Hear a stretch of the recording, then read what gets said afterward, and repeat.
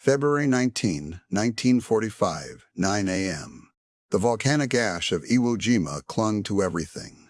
The first wave of United States Marines hit the eastern beaches of the island, sinking up to their ankles in the loose black sand. Ahead of them lay an invisible nightmare. Japanese Lieutenant General Tadamichi Kiribayashi had spent months fortifying the island, digging a massive interconnected network of bunkers, pillboxes, and spider holes. As the Marines pushed inland, the Japanese artillery unleashed a devastating barrage. Shells rained down on the exposed beaches, shattering landing craft and trapping the invading forces in a deadly crossfire. The noise was deafening, a relentless roar of explosions and machine gun fire. Amidst the chaos, a young Marine carrying a heavy tactical radio threw himself into a shallow crater. He cranked the generator handle of his heavy radio pack, the sweat cutting through the gray ash on his face. He grabbed the handset, depressed the transmission button, and began to speak. He did not speak in English. He did not speak in any recognized military code. Over the crackling static of the radio waves, the Marine began rapidly speaking a series of guttural, tonal words that sounded completely alien to anyone else on the battlefield. Miles offshore, aboard a heavily armored command ship, another Marine wearing headphones listened intently to the strange transmission. He instantly translated the words in his head, scribbled down the coordinates on a piece of paper, and handed it to a naval gunnery officer. Within moments, the massive guns of the American fleet roared, sending high-explosive shells directly onto the hidden Japanese artillery positions that had been pinning down the men on the beach. Thousands of miles away in Tokyo, elite cryptographers of the Japanese Imperial Army intercepted the transmission. They leaned closer to their speakers, their brows furrowed in absolute confusion. They could hear the voices clearly, but they could not understand a single syllable. They ran the recordings through their decryption machines. They analyzed the syntax. They consulted their top linguists, but they found nothing. They were listening to a language that, to them, did not exist. They were listening to the Navajo Code Talkers, the men who wielded the only unbroken spoken code in modern military history. The story of this incredible weapon did not begin on the battlefields of the Pacific, but rather in the desperate early days of World War II. Following the devastating attack on Pearl Harbor in 1941, the United States military faced a critical crisis. The Japanese Empire possessed one of the most sophisticated and highly trained signals intelligence networks on the planet. Their elite intelligence operatives, working in listening stations scattered across the Pacific, were intercepting and breaking American military codes with terrifying speed. The standard American encryption machines, complex devices involving rotating rotors and mechanical ciphers, were routinely compromised. Japanese cryptographers, many of whom had been educated in the United States and spoke perfect colloquial English, were not only breaking the codes, but were actively impersonating American officers on the radio. They would issue false orders in flawless English, directing American units into deadly ambushes, or ordering artillery strikes on American positions. The United States military was bleeding, and every time they changed their codes, the Japanese broke the new ones within weeks. The tactical radios used on the front lines were the most vulnerable. In the heat of jungle combat, officers did not have the 30 minutes required to run a message through a mechanical encryption machine. They needed to communicate instantly. They needed to call in air support, report enemy troop movements, and coordinate artillery fire in real time. But speaking over open radio channels in plain English was a death sentence. The military was desperate for a solution. The answer came from an unexpected source. Philip Johnston was a civil engineer living in Los Angeles, California. He was a veteran of the First World War and an avid reader of military news. As he read reports of the communication failures in the Pacific, Johnston had an epiphany. Johnston was not a Native American, but he was the son of a Protestant missionary who had spent his childhood living on the vast Navajo Nation reservation in the early 20th century. Johnston had grown up in the high desert of Lup, Arizona, playing with Navajo children and immersing himself in their culture. As a result, he was one of the very few non-Navajo people in the world who could speak the language fluently. Johnston knew that Navajo was an incredibly complex language. It is deeply tonal, meaning that the pitch and inflection of a single vowel can completely change the meaning of a word. It possesses a highly irregular syntax that bears absolutely no resemblance to English, German, or any other European language. More importantly, at that time it was an entirely unwritten language. There was no Navajo alphabet, no dictionary, and no textbook that a foreign spy could steal. The language was passed down entirely through oral tradition, generation after generation. To the untrained ear, it sounded like a rapid series of nasal tones, glottal stops, and complex clicks. Johnston realized that this extreme linguistic isolation made Navajo the perfect basis for an unbreakable military code. In early 1942, Johnston traveled to Camp Elliott, a sprawling Marine Corps base located just north of San Diego. He requested a meeting with Major James E. Jones, the area signal officer. Major Jones was initially highly skeptical. The military had experimented with Native American languages before. During the First World War, the American Expeditionary Forces had used Choctaw soldiers to transmit messages during the Meuse-Argonne offensive. While successful at the time, the strategy had flaws. The native languages severely lacked modern military terminology. There was no Choctaw word for machine gun or poison gas or bomber. Furthermore, German and Japanese intelligence agencies had spent the interwar period sending anthropologists to the United States under the guise of academic research to study Native American dialects, specifically to ensure they would never be fooled by the tactic again. Johnston countered that the Navajo language was incredibly obscure and that even a trained linguist would require years of total immersion to understand its basic structure. To prove his point, Johnston proposed a demonstration. Major Jones agreed, and a test was scheduled for February 28, 1942. Johnston recruited a small handful of bilingual Navajo men living in the Los Angeles area and brought them to the base. Major General Clayton B. Vogel, the commanding general of the Amphibious Corps, attended the demonstration. The officers handed the Navajo men a standard military field order. One Navajo man translated the English order into Navajo, transmitted it over a field radio to a second Navajo man located in another building, who then translated it back into flawless English. The entire process took exactly 20 seconds. The officers were stunned. Using their standard mechanical encryption machines, the exact same message would have taken an absolute minimum of 30 minutes to encode, transmit, and decode. General Vogel was completely sold. He immediately sent a letter to the Commandant of the Marine Corps in Washington, strongly recommending the recruitment of 200 Navajo men. Headquarters cautiously approved a pilot program, authorizing the initial recruitment of 29 Navajos to see if the concept could survive the rigors of combat training. In the spring of 1942, Marine Corps recruiters drove their sedans across the dusty roads of the Navajo Nation. The reservation spanned 27,000 square miles across Arizona, New Mexico, and Utah. It was a rugged landscape of towering red sandstone, mesas, deep canyons, and endless sagebrush.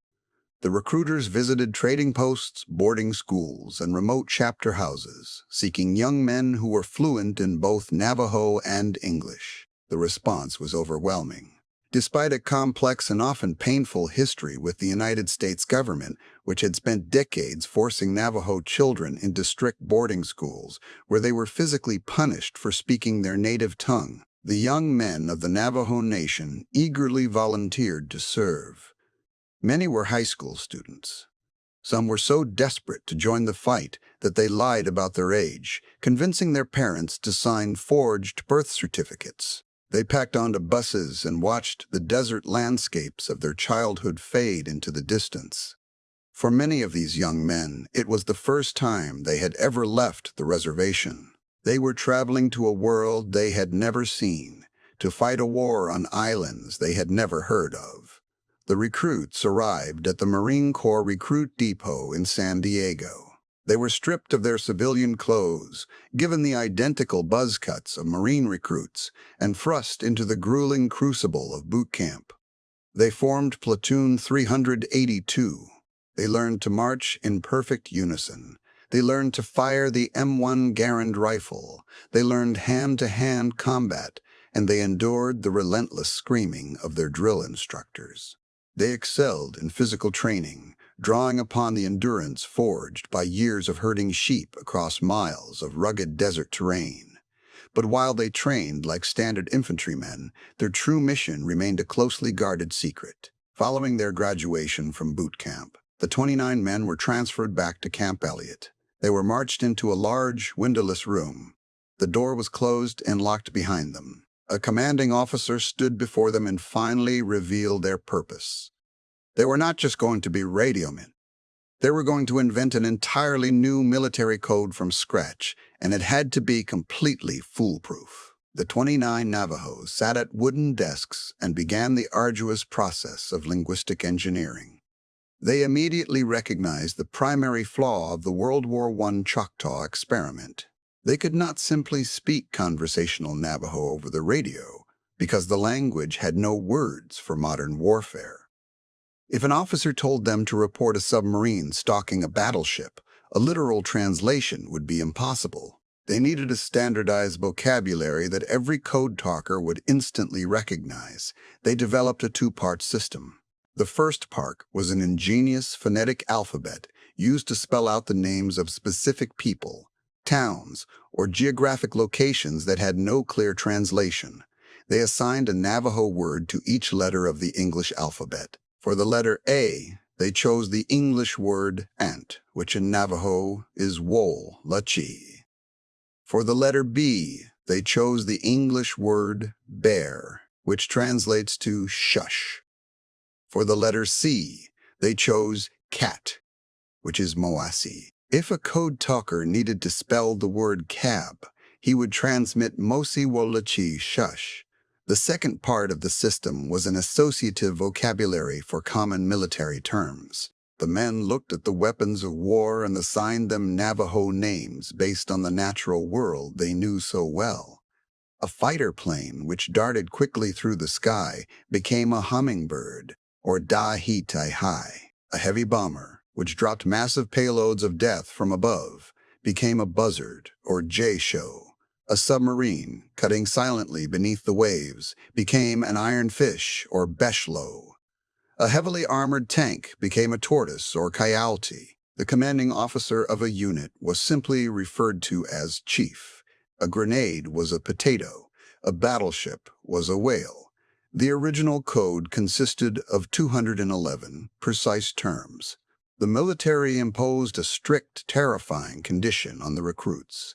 The code could only exist in their minds. For absolute security, they were forbidden from carrying written cheat sheets or translation manuals onto the battlefield. If a code talker was killed or captured, the enemy could not be allowed to find a single scrap of paper detailing the system. The 29 men spent weeks locked in the secure room, drilling each other relentlessly. They memorized every phonetic letter and every associative term until the translation became pure muscle memory.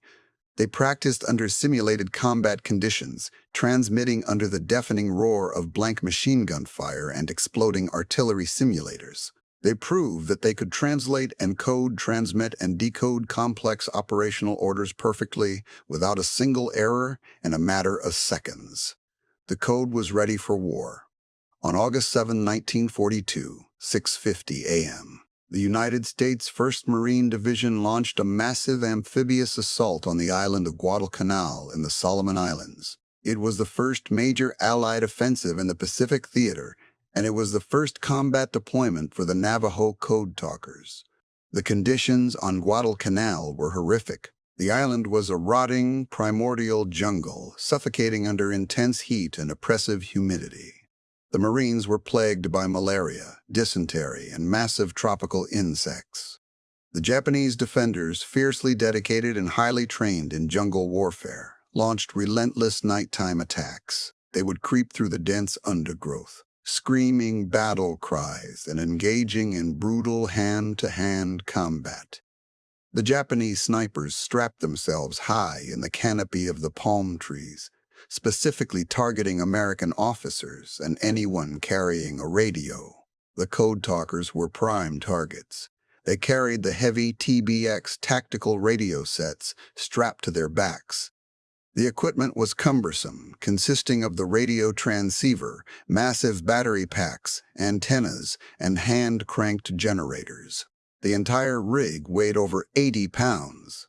The Code Talkers trudged through knee-deep mud, weighed down by their equipment, constantly scanning the tree lines for enemy movement. When the Code Talkers first arrived on Guadalcanal, many of the white Marine officers were deeply suspicious.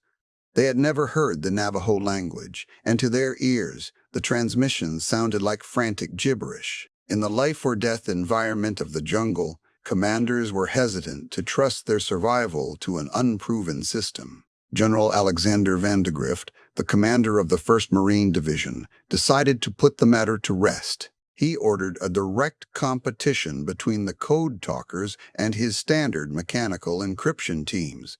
The officers drafted an exceptionally complex battle order detailing specific coordinate changes, troop movements, and supply requisitions. The order was handed simultaneously to the men operating the encryption machines and to a pair of Navajo Code Talkers.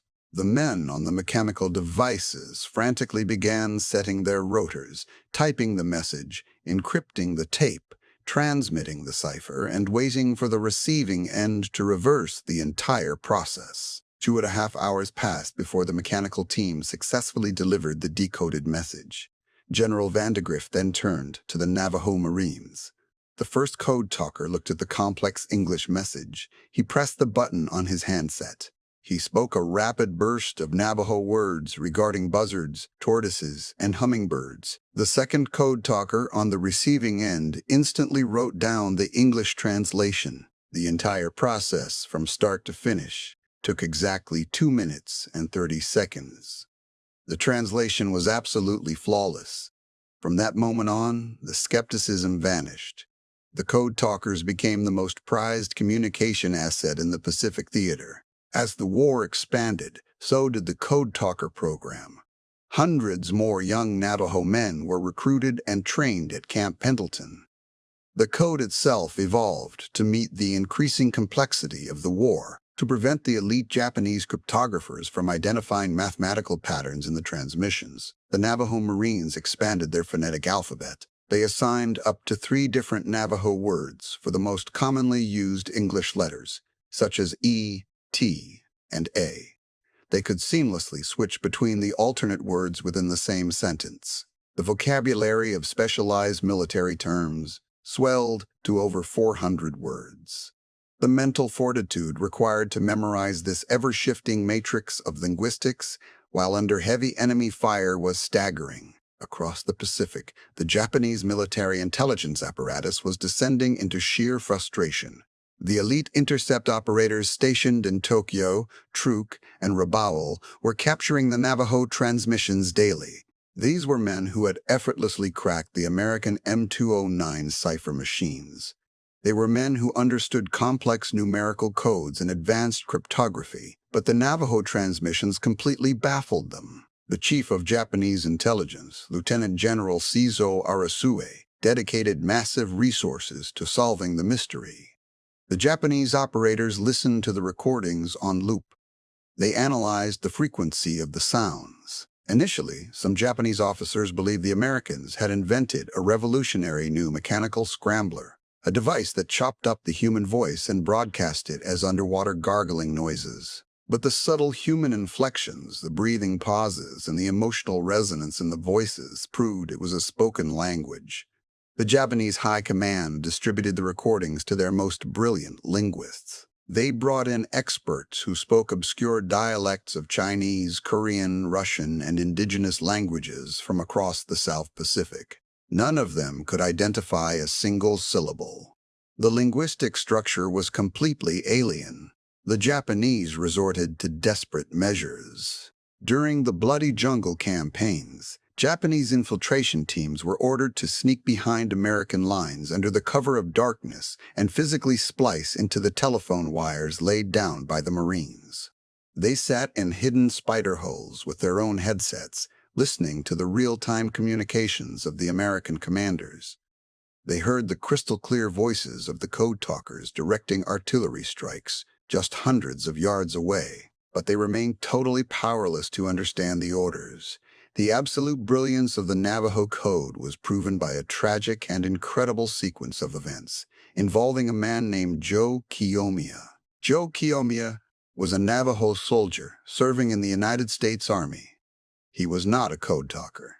In fact, he had been deployed to the Philippines long before the Code Talker program was even conceived. In early 1942, when the American forces in the Philippines were overrun, Joe was captured by the Japanese. He survived the unimaginable horrors of the Bataan Death March and was eventually transported on a hellship to a prisoner of war camp in mainland Japan. For years, he endured starvation, beatings, and slave labor.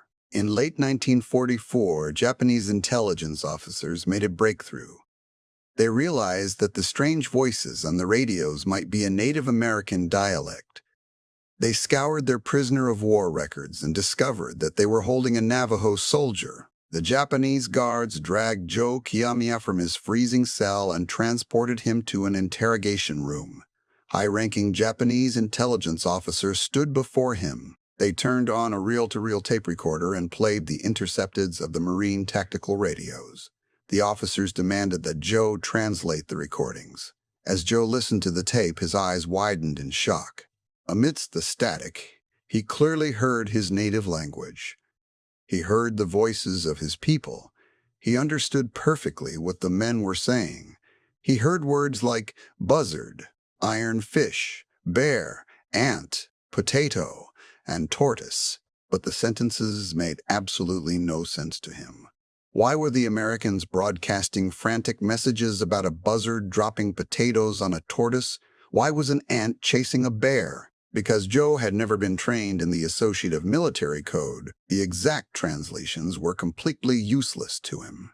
The two-tier security system had worked flawlessly. Joe truthfully told the Japanese interrogators that he understood the words, but that he had no idea what the messages meant. The Japanese officers were furious. They assumed he was lying to protect his country. They stripped him naked, beat him mercilessly, and forced him to stand outside in the freezing winter snow until he nearly died of exposure. But Joe could not give them the secret, because the secret required more than just the language. It required the training. Joe Guamy survived the torture and the war, entirely unaware that his horrific ordeal had proven the absolute invincibility of the Code Talkers. Throughout 1943 and 1944, the Code Talkers participated in every major marine assault in the Pacific. They landed on the bloody coral reefs of Tarawa on November 20, 1943. They waded through the surf under withering machine gun fire, their heavy radios acting as massive anchors dragging them down. Once ashore, they established communication networks amidst the horrific carnage, calling in naval gunfire to obliterate the Japanese blockhouses that were decimating the infantry. They fought through the volcanic ridges of Saipan, the dense jungles of Guam, and the suffocating heat of Peleliu. The combat was merciless. The Code Talkers rarely slept. They worked in pairs, one man cranking the heavy generator handle while the other transmitted messages, seamlessly swapping roles when exhaustion set in. Their value to the Marine Corps became so immense that commanders issued a controversial and deeply grim order. Many Code Talkers were assigned personal bodyguards. These were heavily armed white Marines who shadowed the radiomen everywhere they went. The official explanation was that the bodyguards were there to protect the vital communication link from Japanese snipers. But there was a darker, secondary reason. The battlefields of the Pacific were zones of pure chaos, choked with smoke, rain, and confusion. Because of their dark hair, tan skin, and facial features, the Navajo Marines bore a physical resemblance to the Japanese soldiers. On several terrifying occasions, American troops fighting in the dense brush mistook the code talkers for infiltrating enemy combatants. Navajos were held at gunpoint by their own men, nearly executed by friendly fire before their identities could be verified. The bodyguards were there to guarantee the safety of the Navajos from the enemy, but also to stand between the code talkers and the panicked rifles of their fellow Marines. The absolute climax of the Code Talkers' service occurred on February 19, 1945, on the bleak, sulphurous island of Iwo Jima.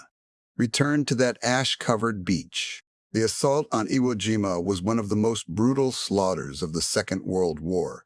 Mount Suribachi, the dormant volcano dominating the southern tip of the island, was a fortress of hidden artillery. The Japanese had perfectly calibrated their guns to strike every inch of the landing zones. When the Marines landed, they walked into a meat grinder. The standard communication wires laid down by the telephone crews were instantly shredded by mortar fire. The runners who attempted to carry written messages between command posts were gunned down by snipers. The entire command and control structure of the invasion force rested solely on the shoulders of the radio man. Major Howard Connor, the signal officer of the 5th Marine Division, took command of the communication network. He had 6 Navajo Code Talkers operating continuously under his direct command during the crucial first 48 hours of the battle. The noise was so intense that the men had to press their headsets tightly against their ears to hear the transmissions. They worked without food, without sleep, and without relief. The 6 Navajos sent and received over 800 messages during that 2-day period. They transmitted the precise coordinates of Japanese bunkers. They directed the terrifying barrage of the offshore battleships. They coordinated the movement of infantry battalions, and they managed the evacuation of the wounded.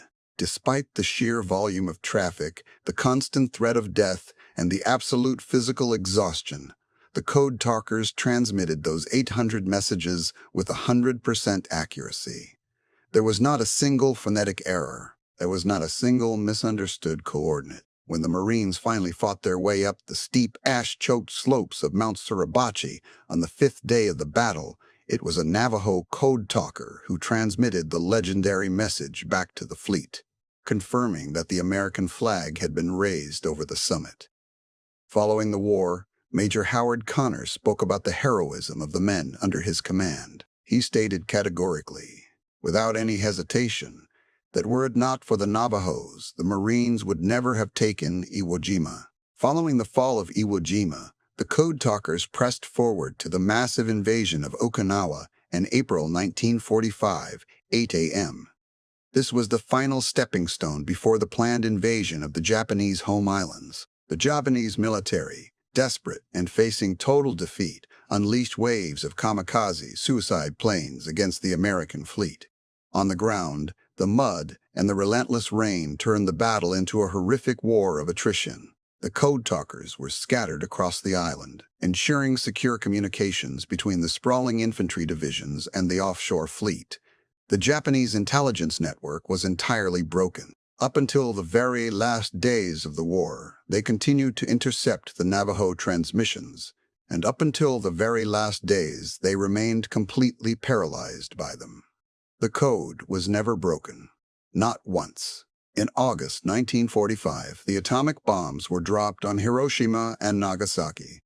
The Japanese Empire formally surrendered. The greatest global conflict in human history had finally ended. But for the Navajo Code Talkers, the end of the war did not bring the glorious homecoming that other soldiers experienced.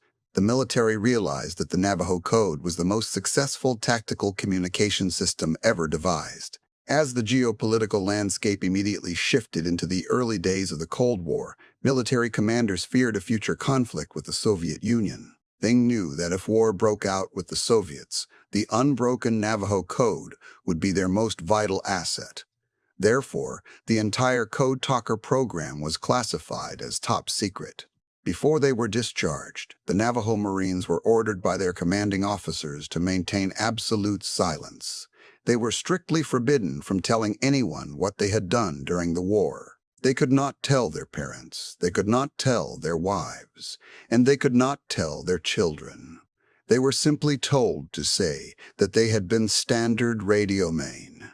The young men who had saved countless American lives boarded buses and returned to the quiet isolation of the Navajo Nation. There were no ticker-tape parades down the dusty streets of Window Rock. There were no newspaper articles chronicling their heroism. They returned to a reservation that still lacked basic infrastructure, running water, and electricity.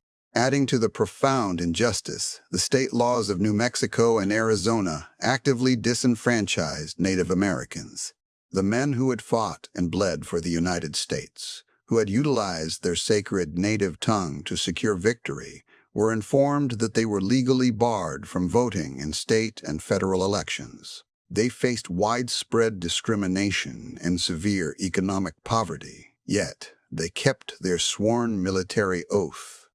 They held the massive secret of the code in their minds, silently bearing the psychological scars of the horrific combat they had survived. Some of the code talkers even re-enlisted and utilized the code again during the Korean War in the early 1950s, maintaining the veil of secrecy under a new generation of enemy fire. It was not until 1968, 23 long years after the guns of World War II fell silent, that the United States military determined that the advent of highly advanced electronic encryption had finally rendered the spoken code obsolete. The Department of Defense officially declassified the Navajo Code Talker program. Slowly, the truth began to trickle out into the American consciousness. Historians began interviewing the aging veterans, recording their incredible stories of survival and linguistic brilliance. The Navajo Nation, finally learning the truth of what their sons had accomplished, celebrated them as massive cultural heroes.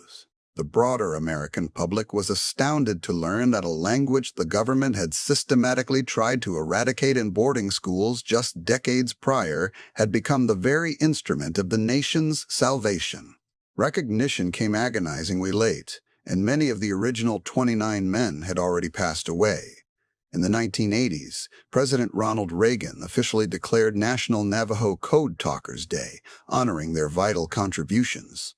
Finally, in the year 2001, the United States Congress awarded the Congressional Gold Medal to the original 29 creators of the code, and the Congressional Silver Medal to all the subsequent code talkers who served. The medals were presented in a grand ceremony, acknowledging the supreme irony and the absolute triumph of their service. The Navajo men had weaponized the beauty and the extreme complexity of their culture to stump the most sophisticated intelligence empire in the Pacific. They marched into the fires of Guadalcanal, Tarawa, and Iwo Jima, carrying nothing but a heavy radio and the words of their ancestors.